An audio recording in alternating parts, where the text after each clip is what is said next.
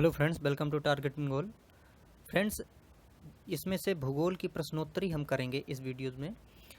और देखिए, यदि आपने ये क्वेश्चन ही हल कर लिए और इनको समझ लिया, समझने का मतलब ये है कि प्रत्येक जो भी क्वेश्चन रहेगा उसको हम एक्सप्लेन भी करेंगे।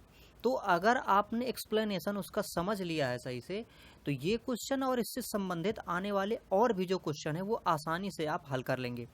और वनडे एग्जाम्स के लिए आपने यदि सिर्फ ये क्वेश्चन ही कर लिए हैं फ्रेंड्स, इसमें से देखिए हम हिस्ट्री के भी वीडियोस बना रहे हैं, भूगोल के भी बना देंगे, संविधान और जो भी जीएस का रहेगा सारा कुछ बना देंगे। यदि आपने सिर्फ ये क्वेश्चन ही सही से ईमानदारी से अगर समझ लिए कर लिए, तो ये मान के चलिए कि आप जीएस वाला पोर्शन तो पक्का से कर लेंगे, बहुत अच्छा सा कर लेंगे। तो चलिए इसमें देखिए, इस वाले वीडियो में हम भारत की स्थिति है ना, कि भारत की जो स्थिति है इस पूरे वर्ल्ड में वो कहाँ पर स्थित है, वो इससे संबंधित, इससे रिलेटेड जो भी क्वेश्चन रहेंगे इस वाले वीडियो में रहेंगे। और यदि आपने हिस्ट्री वाले वीडियो नहीं देखे तो वो भी देख लें, हिस्ट्री का भी सीरीज हमने शुरू कर दिया है तो वो भी चल रहा है। अब देखिए, ये अपना इंडिया है फ्रेंड्स, है ना, आप इसको देख पा रहे होंगे, ये भारत है। और इसकी स्थिति को आप ऊपर जम्मू कश्मीर से लेके नीचे फ्रेंड्स ये तमिलनाडु की कन्याकुमारी तक देख रहे होंगे, और आप यहाँ इसकी स्थिति देख रहे होंगे गुजरात से। और अगर आपको इधर नज़र डालनी है तो यहाँ देखेंगे आप अरुणाचल प्रदेश। तो इस प्रकार से इसका ये विस्तार है। अब इसी से संबंधित जो प्रश्न आते जाएंगे हम इसी मैप में से उसको एक्सप्लेन भी करते जाएंगे। तो चलिए इसमें से प्रश्न शुरू करते हैं। देखिए, पहला प्रश्न है इसमें, प्राचीन भारतीय भौगोलिक मान्यता के अनुसार भारतवर्ष किस द्वीप का अंग था? मतलब ये किस द्वीप के नाम से जाना जाता था फ्रेंड्स? तो यहाँ पर देखिए, जो अपने पास ऑप्शन दिए गए हैं इनमें से एक ऑप्शन है फ्रेंड्स, ये देखिए जम्बू द्वीप। तो भारत को जम्बू द्वीप कहते थे। लेकिन अगर हम भूगोल के पर्सपेक्टिव से देखें इसको, उसके पर्सपेक्टिव से देखें, तब इसकी स्थिति कैसी आई। देखिए, अभी आप अगर कहीं पढ़े हों तो ये जो अभी अलग अलग कॉन्टिनेंट दिखते हैं, मतलब अलग अलग हमें जो महाद्वीप दिखते हैं, ये सारे महाद्वीप एक ही उसमें मिले हुए थे। और जो भाग था उसको कहते थे पैंजिया। जैसे मान लीजिए कि यहाँ पर एक ये भाग है और यही भाग पूरे महाद्वीपों का समूह था, तो इसको क्या नाम दिया गया था? पैंजिया। एक चीज और, इसके आसपास जो आज हम देख रहे हैं कि भाई 4 महासागर हैं, इस तरह से हम देख रहे हैं, और कई सागर महासागर ये सब फैले हुए अलग अलग देख रहे हैं, तो ऐसा नहीं था। क्या था कि यहाँ पूरा एक सागर था और इसको बोलते थे पैंथालासा। ठीक है, तो ये अंदर का जो भाग था इसको क्या कहते थे? पैंजिया कहते थे। और बाहर के इस भाग को क्या कहते थे? पैंथालासा कहते थे। मतलब ये पूरा सागर था। फिर क्या हुआ कि कुछ भंवर धाराओं की वजह से, अब भंवर धारा खैर अंदर से मतलब निकली हुई धाराएं होती हैं जो मैग्मा की वजह से निकलती हैं। तो उससे क्या हुआ कि ये जो भाग था, ये भाग 2 भागों में टूटना शुरू हो गया फ्रेंड्स, इधर से। ठीक है, तो ये जो ऊपर का भाग था ये, और एक नीचे का भाग था ये। तो नीचे का भाग था जो, इसको कहते थे गोंडवाना लैंड, और ऊपर के भाग को कहते थे अंगारा लैंड। तो अपना ये जो भारत का जो क्षेत्र है वो इसी गोंडवाना लैंड वाले क्षेत्र से डेवलप हुआ है। अब गोंडवाना लैंड इसीलिए आप देखते होंगे कि अपना जो दक्षिण का भाग है इसको गोंडवाना का क्षेत्र या गोंडवाना लैंड का भाग भी कहते हैं। इसीलिए कहते हैं क्योंकि ये गोंडवाना जो पार्ट बटा था, मतलब गोंडवाना लैंड, उसी से ये बना हुआ है। तो अगर इस तरह से हम वैश्विक पर्सपेक्टिव से देखें या फिर देखें इसको भौगोलिक स्थिति के हिसाब से देखें, तो ऐसा इसका कुछ बना हुआ रूप सामने नजर आता है। दूसरा प्रश्न देखिए फ्रेंड्स, सर्वप्रथम इंडिया शब्द का प्रयोग भारत के लिए किस भाषा में किया गया? मतलब कि इंडिया जो शब्द है किसने पहले दिया? तो यहाँ पर देखिए उर्दू, ग्रीक, फारसी, अरबी। तो ये देखिए ग्रीक भाषा का शब्द इंडिया ग्रीकों ने दिया था, है ना। तो ग्रीकों ने ये इंडिया नाम दिया था। इसके पहले भारत का जो नाम भारत था वो आर्यों का एक कुल था, भरत। तो उसी के नाम से दिया गया था।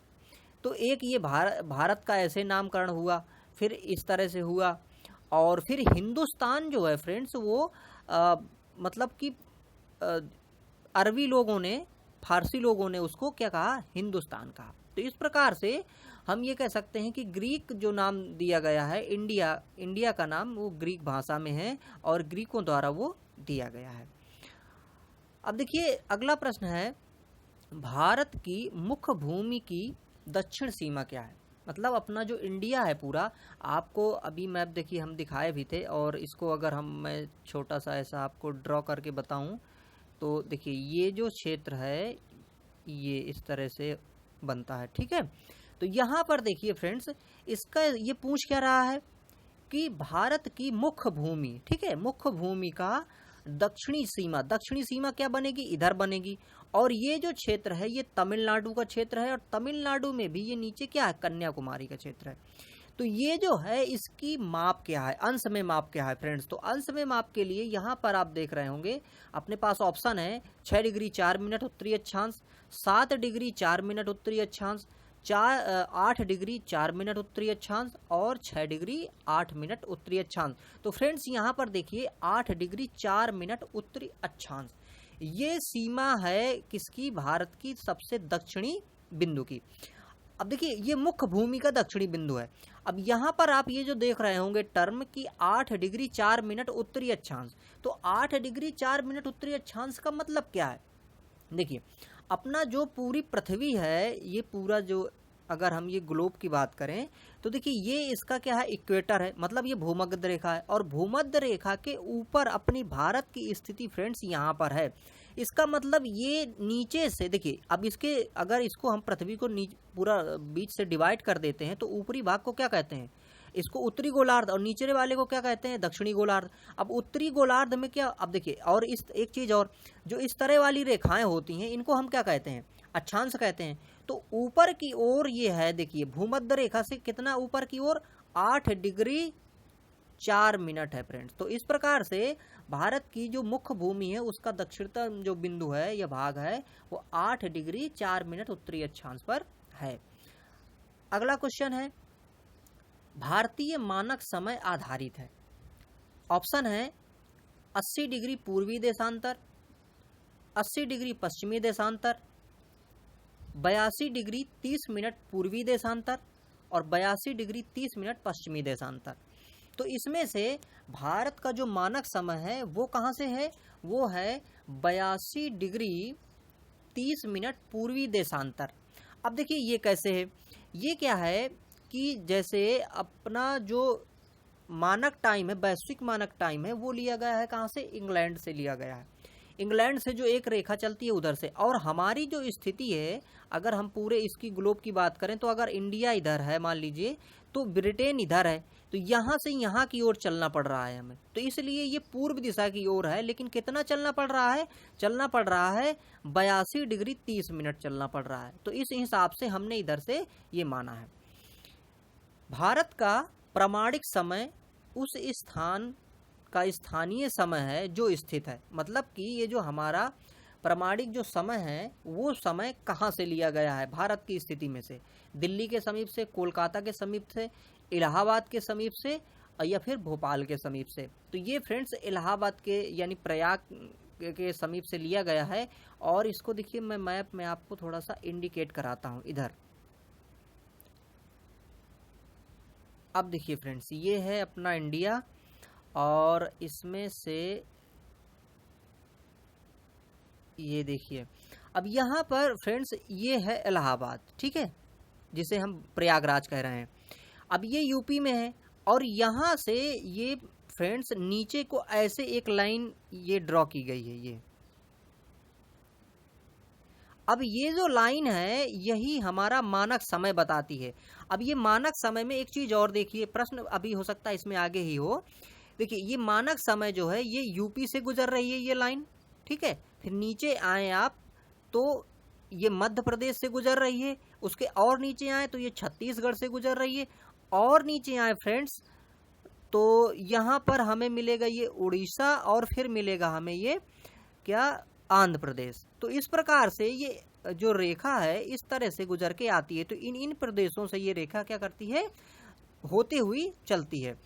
तो यहाँ पर जो हम यहाँ पर प्रश्न देख रहे थे कि किसके समीप से है, तो फ्रेंड्स ये इलाहाबाद के समीप से यानी प्रयाग के समीप से ये गुजरती है रेखा। इंडियन स्टैंडर्ड टाइम और ग्रीनविच मीन टाइम, देखिए ये जो ग्रीनविच मीन टाइम है यही ग्रीनविच मीन टाइम कहते हैं, जो इंग्लैंड से जो मैंने आपको बताया था।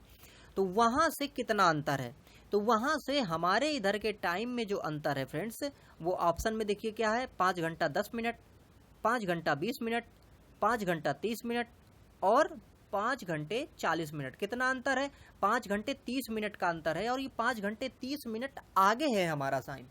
क्यों आगे है, देखिए जैसे मान लीजिए ये है पृथ्वी, अब इसमें से हमें मालूम है कि जो पृथ्वी है वो कैसे राउंड करती है, पश्चिम से पूर्व की ओर राउंड करती है, मतलब इधर से इधर को ये राउंड करती है। अब मान लीजिए यहाँ पर इंडिया है, तो इंडिया अगर सूर्य को हम स्थिर मानेंगे तब क्या होगा कि इंडिया पहले आएगा, फिर ग्रीनविच इधर का आएगा। तो ये हमारा जो टाइम है वो आगे है, कितना आगे है, वो आगे है 5 घंटा 30 मिनट।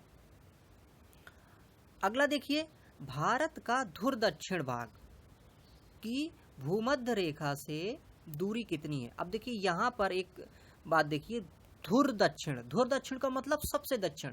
अब सबसे दक्षिणी भाग की जो दूरी है वो कितनी है, तो इसका देखिए आंसर है 876। इसको ऐसे याद करिए कि 876 किलोमीटर।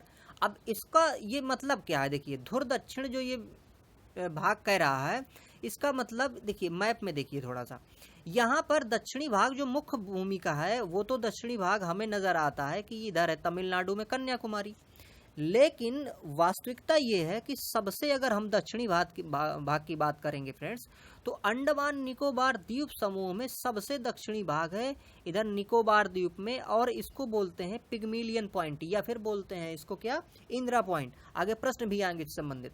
तो देखिए ये वाला जो पॉइंट है फ्रेंड्स, ये है ध्रुव दक्षिण भाग। तो सबसे दक्षिण भाग कहाँ पे है, अंडमान निकोबार द्वीप समूह के दक्षिण में एक स्थित पॉइंट है जिसे इंदिरा पॉइंट कहते हैं, यही सबसे वो है मतलब दक्षिण भाग है। एक चीज और देखिए कि मैंने आपको बताया था कि अपना जो गोलार्ध है, उत्तरी गोलार्ध में भारत स्थित है, तो उत्तरी गोलार्ध में ये कितना है 876। यहाँ तक जाए तो इतने किलोमीटर हम भूमध्य रेखा से ऊपर चलना पड़ता है। तो इस प्रकार से इसकी ये स्थिति को यहाँ पर आकलित किया गया है।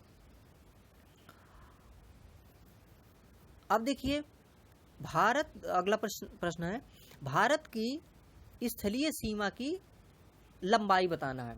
भारत की स्थलीय सीमा की लंबाई। अब स्थलीय सीमा और अपने पास ऑप्शन क्या है, देखिए 6100 किलोमीटर, 7516.5 किलोमीटर, 1200 किलोमीटर, 15200 किलोमीटर। अब देखिए ये जो यहाँ पर बात कही गई है स्थलीय सीमा, तो स्थलीय सीमा को थोड़ा यहाँ समझने की कोशिश करते हैं हम। देखिए ये अपना भारत है, ठीक है।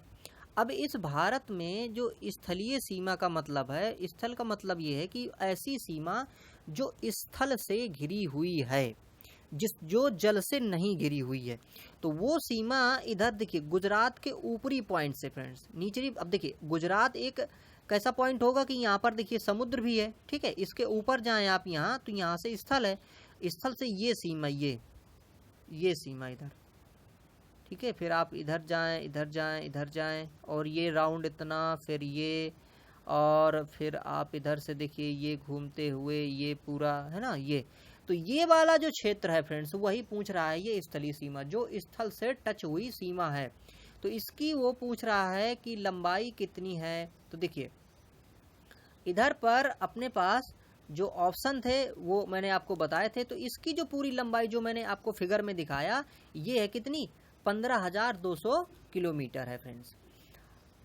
अगला देखिए, द्वीपों सहित भारत के तटीय या तट रेखा की लंबाई बताइए। अब तट रेखा कौन सा होगा, अभी देखिए वो हमने स्थल सीमा देखा था, अब इसमें से तटीय सीमा देखते हैं। तो तटीय सीमा क्या होगी, वो सीमा जो किससे लगी होगी, जो लगी होगी समुद्र से। तो समुद्र से लगी हुई सीमा यहाँ गुजरात से ही शुरू हो जाएगी, और ये देखिए ऐसे नीचे इधर इधर इधर इधर इधर इधर ये। अब एक चीज और उसने कह दिया है क्या कि द्वीपों सहित, तो द्वीपों में देखिए हमारे पास दो यहाँ पर द्वीप हैं, एक तो देखिए लक्षद्वीप है और एक यहाँ पे अंडमान निकोबार द्वीप समूह है। तो इन द्वीपों सहित अगर मिला के देखा जाए तब कितनी लंबाई बनेगी, ये प्रश्न यहाँ पर पूछा है फ्रेंड्स। तब देखिए यहाँ पर हमारे पास ऑप्शन क्या थे, 6100, फिर था 6200, फिर था 7516.5 किलोमीटर और एक था 8000 किलोमीटर। तो यहाँ पर हमारा ऑप्शन सही है फ्रेंड्स, 7516.5 किलोमीटर। ये है जो हमारी तटीय रेखा की लंबाई है द्वीपों सहित, दोनों द्वीप लक्षद्वीप और अंडमान निकोबार द्वीप समूह को मिला के। भारत की उत्तर से दक्षिण तक की लंबाई, अब देखिए इसमें से ये जो अपना पूरा इंडिया है इसमें से उत्तर से दक्षिण तक की पूछ रहा है। मतलब कि अगर हम यहाँ जम्मू कश्मीर से और नीचे इधर तक की देखें तो ये क्या हो गया, उत्तर से दक्षिण हो गया। और यहाँ से हम यहाँ तक की देखें तो ये क्या हो गया, पूरब से पश्चिम तक का हो गया। तो उत्तर से दक्षिण तक है ना, उत्तर से दक्षिण तक की लंबाई कितनी है, ये प्रश्न में पूछा गया है। और अभी प्रश्न आएगा क्या कि पूर्व से पश्चिम तक की, तो पूर्व से पश्चिम ये होगा, उत्तर से दक्षिण ये होगा। चलिए अब देखिए ऑप्शन में आते हैं।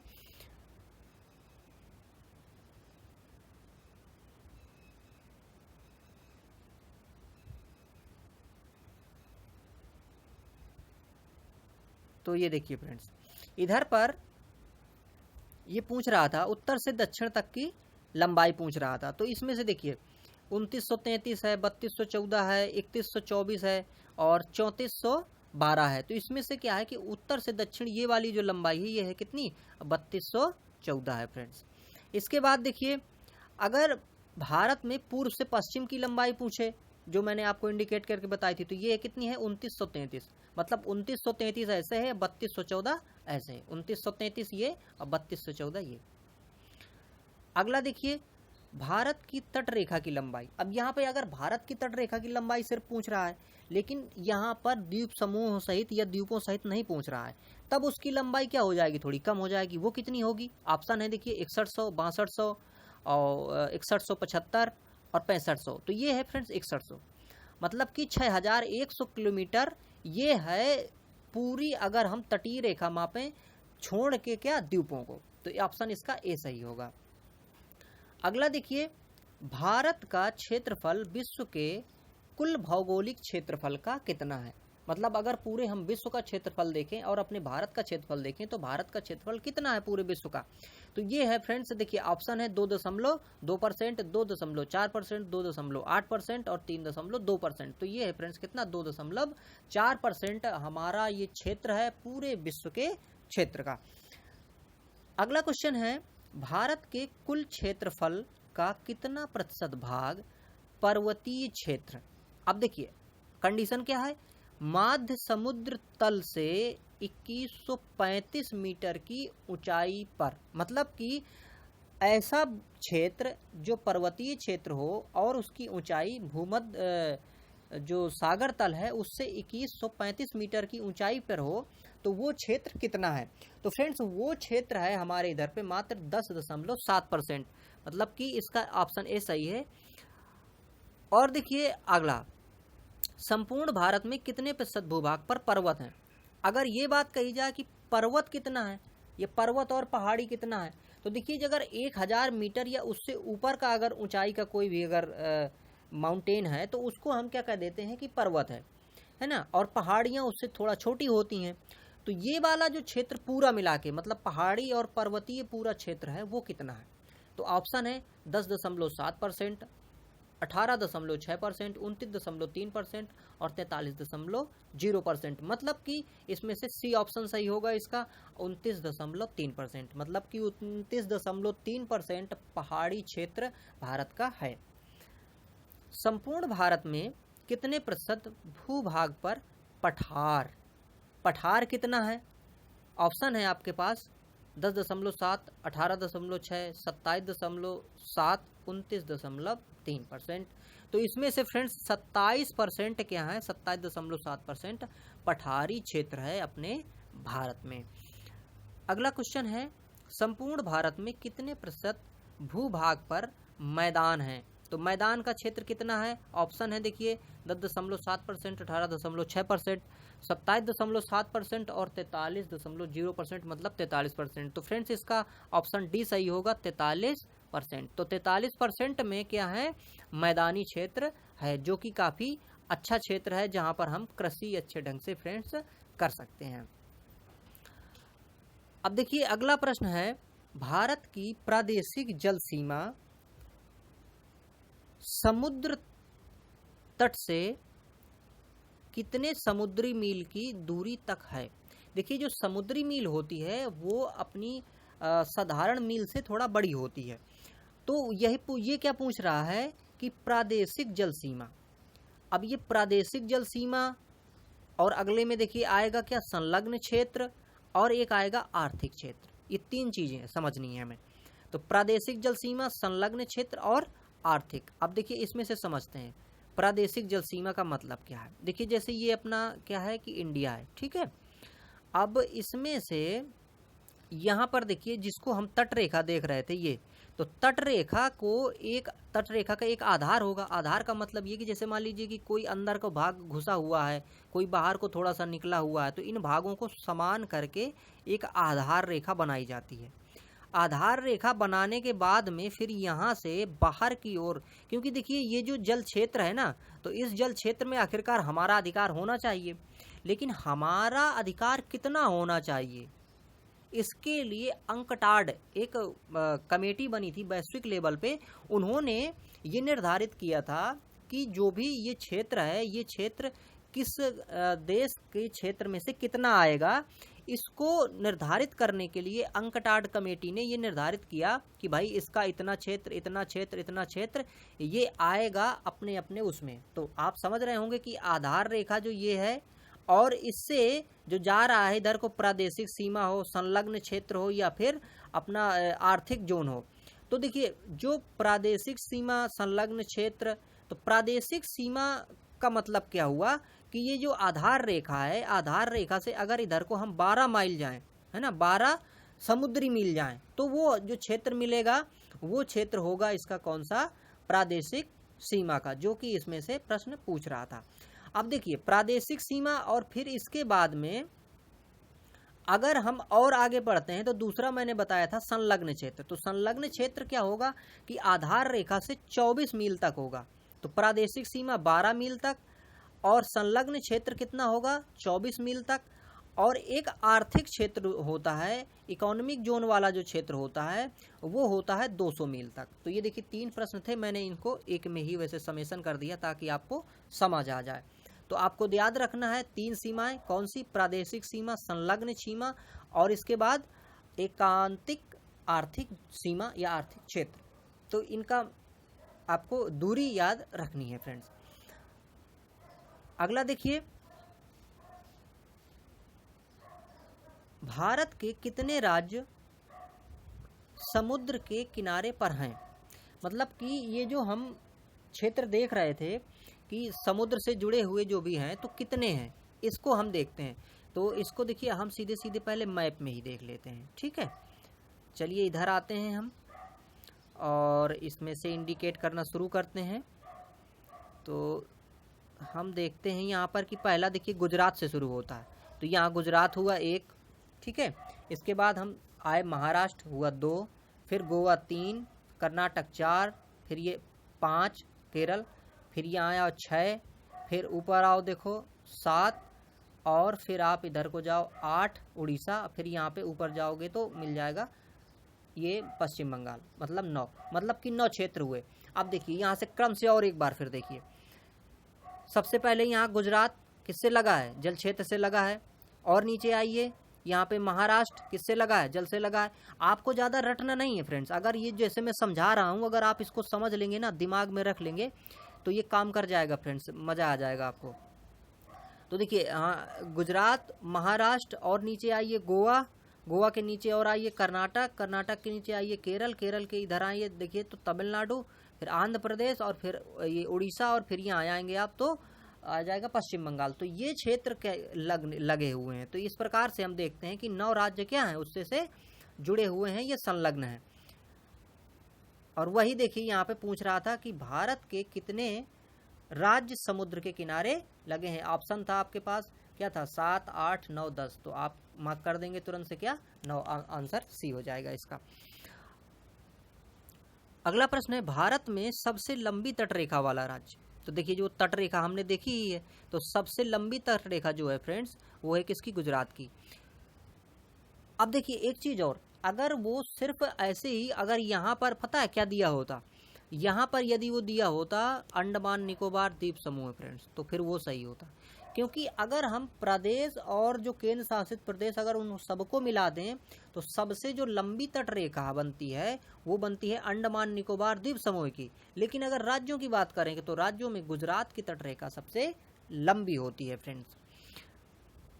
अगला देखिए प्रश्न क्या है, निम्नलिखित भारतीय राज्यों में से किससे होकर कर्क रेखा नहीं गुजरती है।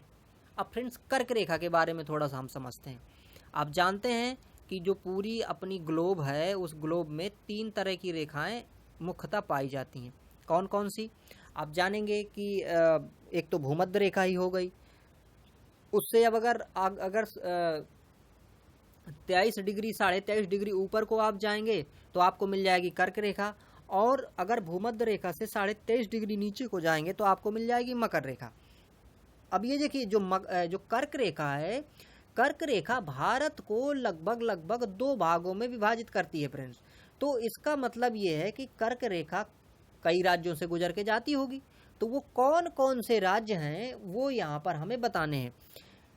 अब कितने राज्यों से गुजर के जानी है वो भी हमें इसी से पता चल जाएगा, किन से जाना है वो भी पता चल जाएगा, किन से नहीं जाती है वो भी पता चल जाएगा। तो देखिए यहाँ पर ये है फ्रेंड्स अपनी कर्क रेखा, ये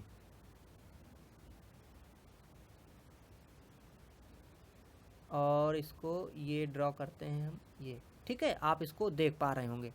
अब यहाँ से देखिए इंडिकेट करना शुरू करते हैं इसको। तो देखिए गुजरात मतलब गुजरात से निकली है, ऊपर ये देखिए फिर राजस्थान से निकली है, फिर इधर को जाइए आप तो ये क्या मध्य प्रदेश से गई है, फिर और इधर जाइए छत्तीसगढ़ से गई है, और इधर को जाइए आप तो ये झारखंड से गई है, और इधर जाइए तो ये पश्चिम बंगाल हो गया, और इधर से जाइए तो ये देखिए इधर अब वो जो 7 स्टेट्स वाले हैं मतलब कि उत्तर पूर्वी राज्य है ना, तो यहाँ पर देखिए मणिपुर और मिजोरम, नहीं मणिपुर नहीं फ्रेंड्स, ये मिजोरम और ये त्रिपुरा, ठीक है, त्रिपुरा और मिजोरम 2 राज्यों से।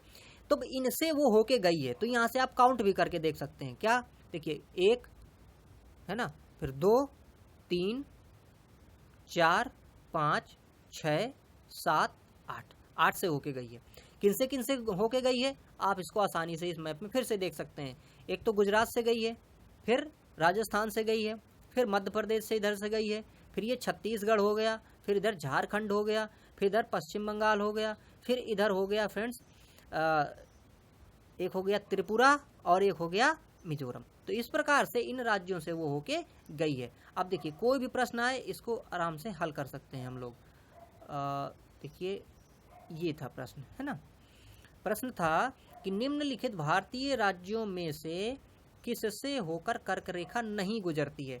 अब देखिए ऑप्शन क्या था, उत्तर प्रदेश, मध्य प्रदेश, गुजरात, झारखंड। बताइए फ्रेंड्स कौन सा है, उत्तर प्रदेश। क्यों, उत्तर प्रदेश से कहाँ गई है, वो तो हम सीधे सीधे देखे थे कि गुजरात से गई, फिर इसके बाद में राजस्थान से गई, मध्य प्रदेश से गई, छत्तीसगढ़ से गई, तो ये तो छूट ही गया था उत्तर प्रदेश, तो उत्तर प्रदेश से नहीं जाती है। अगला प्रश्न देखिए, कौन सी अक्षांश रेखा भारत के मध्य से होकर गुजरती है। हमने आपको अभी डिस्कस किया था कि जो कर्क रेखा है वो भारत को क्या करती है, लगभग 2 बराबर भागों में बांटती है, मतलब कि कर्क रेखा ही जाती है। अगला देखिए, कर्क रेखा भारत के कितने राज्यों से गुजरती है। तो हमने वहां देखा था फ्रेंड्स कितने हो रहे थे, 8 काउंट हो रहे थे, है ना। तो देखिए ऑप्शन थे अपने पास 5, 6, 7, 8, तो 8। इस प्रकार से आप कोई भी क्वेश्चन आए फ्रेंड्स अगर समझ लेंगे आप तुरंत उसको हल कर लेंगे। अगला देखिए, निम्नलिखित में से किस राज्य से होकर कर्क रेखा नहीं गुजरती है। फिर देखिए वही सवाल आया फ्रेंड्स, इसमें आ रहा है देखिए उड़ीसा, गुजरात, राजस्थान, पश्चिम बंगाल। आप जानते हैं उड़ीसा से नहीं गुजरती है, बाकी सबसे गुजरती है, गुजरात से गुजरती है, राजस्थान से गुजरती है, पश्चिम बंगाल से गुजरती है। अगला प्रश्न देखिए, भारत का वह राज्य जिससे होकर कर्क रेखा गुजरती है उसको बताना है। देखिए ऑप्शन, जम्मू कश्मीर, हिमाचल प्रदेश, बिहार, झारखंड। तो झारखंड से गुजरती है फ्रेंड्स। और झारखंड की अल्टीमेटली अगर कभी ये क्वेश्चन पूछा जाए कि कर्क रेखा भारत के किस प्रदेश की राजधानी से होके गुजरती है, किस राजधानी के समीप से गुजरती है, तब भी होगा झारखंड, क्योंकि झारखंड की राजधानी रांची से बिल्कुल समीप से ये गुजरती है फ्रेंड्स। तो इसलिए उसी मतलब राजधानी से ये गुजरती है। तो ये भी ऑप्शन कभी हो सकते हैं या फिर इस तरह के क्वेश्चन हो सकते हैं। अगला देखिए, भारत की मुख्य भूमि का दक्षिण नोक। अब देखिए, भारत की जो भूमि है, मुख्य भूमि, इसका दक्षिण नोक क्या है ना, नोक। अब देखिए यहाँ पर जैसे कि अगर मैं मैप यहाँ आपको ड्रॉ करने की कोशिश करूँ तो देखिए ये स्थिति है भारत की। ओके, तो इसके बाद यहाँ पर ये क्या पूछ रहा है कि मुख्य भूमि का दक्षिण नोक। तो दक्षिण नोक देखिए यहाँ पर है ना, तमिलनाडु में है और कन्याकुमारी में है। और इसको किस नाम से जानते हैं, और दूसरे नाम से अगर देखें हम तो देखिए केप कैमोरिन, कैलीमर पॉइंट, ये इंदिरा पॉइंट, या फिर नॉरिमन पॉइंट, ये ऑप्शन है अपने पास। तो भारत का जो दक्षिणी नोक है फ्रेंड्स, उसको कहते हैं क्या, केप कैमोरिन। केप कैमोरिन कहते हैं। एक चीज और, एक शब्द आता है Cape of Good Hope. Cape of Good Hope जो है वो कहाँ पे है, वो है फ्रेंड्स अफ्रीका में। अफ्रीका की अगर बात करें तो देखिए उसका मैप मैं आपको थोड़ा ड्रा करके बताता हूँ, कुछ इस तरह से है। ये ऐसे और इधर से मान लीजिए कि ये कुछ है, ठीक है। यहाँ पर देखिए, यहाँ पर ये नीचे जो पॉइंट है, ठीक है, यहाँ पर केप ऑफ गुड होप है। और ये इसलिए भी प्रसिद्ध है क्योंकि जो वास्को डी गामा था, वास्को डी गामा देखिए अब ये अफ्रीका हो गया, और इसके ऊपर यहाँ पर आपको क्या मिलेगा, ब्रिटेन और ये यूरोप मिलेगा। तो यहाँ से घूमते हुए वो ऐसे ऐसे ऐसे आया था, फिर यहाँ पर उसने ऐसे राउंड किया, ठीक। तो इसलिए ये जो केप ऑफ गुड होप है, इसी को राउंड करके आया था, इसलिए वो मतलब महत्वपूर्ण है और वो कभी हो सकता है एग्जाम में पूछे भी फ्रेंड्स। तो यहाँ पर देखिए जो भारत का दक्षिणी पॉइंट है वो क्या होगा, केप कैमोरिन होगा, मतलब कि उसकी नोक की बात कर रहा है ना, तो केप कैमोरिन होगा। अगला देखिए, भारत के दक्षिण में सबसे दूरस्थ स्थल कौन सा है, दूरस्थ स्थल। अब देखिए अभी कुछ पहले इसमें हमने बात की थी, तो देखिए जो अपना अंडमान निकोबार द्वीप समूह है उसका जो दक्षिणी पॉइंट था, जिसको हमने इंदिरा पॉइंट कहा था, वही इंदिरा पॉइंट जो है वही दक्षिणी क्षेत्र था। और वही दक्षिणी जो क्षेत्र है फ्रेंड्स, तो देखिए वही इसमें से ऑप्शन भी दिए गए हैं कि केप कैमोरिन हो गया, पॉइंट कैलीमर हो गया, इंदिरा पॉइंट हो गया पोर्ट। तो आपको फ्रेंड्स मार्क करना है क्या, इंदिरा पॉइंट। इंदिरा पॉइंट ही उसका क्या है, दक्षिणी क्षेत्र था। इंदिरा पॉइंट के बारे में एक चीज और है कि देखिए भारत में 2004 में क्या आई थी, सुनामी आई थी, और इस सुनामी में ये जो इंदिरा पॉइंट था फ्रेंड्स वो डूब गया था, ठीक है। बाद में फिर ये जब जल घटा तो फिर वो ऊपर आया था। इंदिरा पॉइंट का अन्य नाम क्या है, ऑप्शन है देखिए, पार्सन पॉइंट, ला ही सिंह, पिग्मेलियन पॉइंट, इनमें से सभी। तो इनमें से सभी मतलब कि जो इंदिरा पॉइंट है इसको पार्सन पॉइंट भी कहते हैं, ला ही चिंग पॉइंट, ला ही चिंग भी कहते हैं, और पिग्मेलियन भी कहते हैं, और इंदिरा पॉइंट तो कहते ही हैं। तो ये सारे किसके नाम है, उसी इंदिरा पॉइंट के नाम है फ्रेंड्स। अगला प्रश्न देखिए, निम्न में से कौन सा स्थान भूमध्य रेखा के निकट है ना। तो भूमध्य रेखा के क्या कौन सा निकट है, Cape Comorin, Rameshwar, Indira Col, Indira Point. तो फ्रेंड्स इंदिरा पॉइंट है, क्या होगा, भूमध्य रेखा के समीप होगा, क्योंकि मैंने आपको बताया था कि भूमध्य रेखा उससे ऊपर की ओर जाते हैं तो 876 किलोमीटर सबसे अपना दक्षिणी पॉइंट था। और वो कौन सा पॉइंट था, इंदिरा पॉइंट था। तो सबसे दक्षिणी पॉइंट जब अपने भारत का इंदिरा पॉइंट था तो वो सबसे भूमध्य रेखा से सबसे क्या निकट होगा, ठीक है। एक चीज और देखिए यहाँ पे, देखिए केप कैमोरिन तो मैं आपको समझा दिया। ये रामेश्वरम जो है, रामेश्वरम जो रुकिए मैं आपको थोड़ा सा दिखा ही देता हूँ मैप में। ये देखिए यहाँ पर अगर आप निगाह डालें, और ये देखिए ये श्रीलंका है, ये पाक जल संधि है, और यहाँ पर ये देखिए रामेश्वरम है, ठीक। तो रामेश्वरम वाला क्षेत्र ये है। और चलिए इसमें इतना ही। देखिए एक चीज और ये इसमें था, Indira Col. Indira call point क्या है फ्रेंड्स, तो देखिए सबसे उत्तरी, अगर कभी प्रश्न ये पूछे कि भारत का सबसे उत्तरी पॉइंट कौन सा है, तो वो है इंदिरा कॉल। और इंदिरा कॉल कहाँ पे है? ये है फ्रेंड्स जम्मू कश्मीर में। तो इस प्रकार से इंदिरा कॉल वो पॉइंट है। अगला क्वेश्चन है, भारतीय भूमि का सर्वाधिक उत्तरी भाग। अब देखिए ये आ ही गया, भारतीय भूमि का सर्वाधिक उत्तरी भाग, तो ये क्या होगा? इंदिरा कॉल होगा ऑप्शन में। देखिए ये कहाँ? जम्मू कश्मीर में स्थित है। भारत का दक्षिणतम स्थान इंदिरा पॉइंट निम्न में से कहाँ स्थित है? तो आप जानते हैं फ्रेंड्स कहाँ पे है ये? तमिलनाडु, केरल, लक्षद्वीप या अंडमान निकोबार द्वीप समूह। तो कहाँ है दक्षिणतम पॉइंट? इंदिरा पॉइंट जो है वो है अंडमान निकोबार द्वीप समूह। तो फ्रेंड्स इस प्रकार से ये क्वेश्चन थे फ्रेंड्स जिनको हमने डिस्कस किया। और ये वीडियो आपको कैसा लगा कमेंट में फ्रेंड्स ज़रूर बताएं। और यदि ये वीडियो आपको अच्छा लगे तो इस वीडियो को लाइक करें, और आप अपने सजेशन भी दे सकते हैं। अगर आपको लगता है कि कुछ और भी कुछ क्रिएटिव किया जा सकता है तो फ्रेंड्स मैं उसकी भी कोशिश करूंगा, तो आप अपने सजेशन भी ज़रूर दें फ्रेंड्स। और फिर इस वीडियो को आपने देखा, आपका बहुत बहुत धन्यवाद। और जुड़े रहिए हमारे चैनल से और पढ़ते रहिए फ्रेंड्स, एंजॉय करिए। Thank you.